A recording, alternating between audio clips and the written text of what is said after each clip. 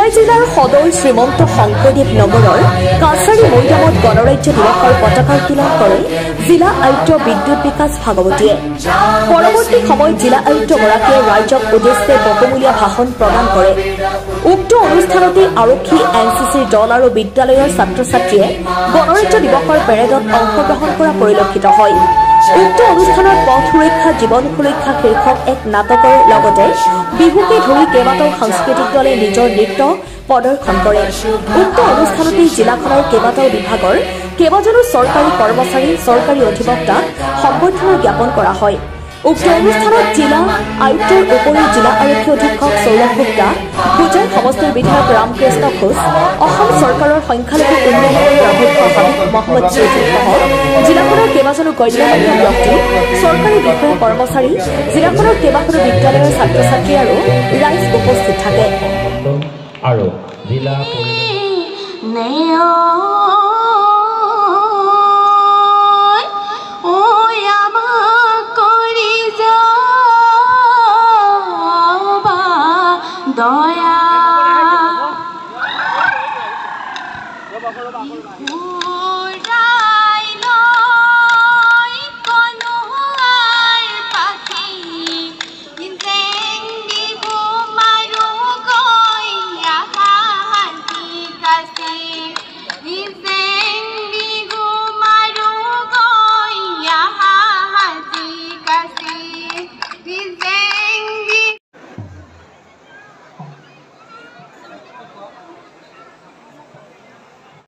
তেখেতৰ কৰ্মস্পৃহক আমি শ্ৰদ্ধাৰে নমন কৰিম।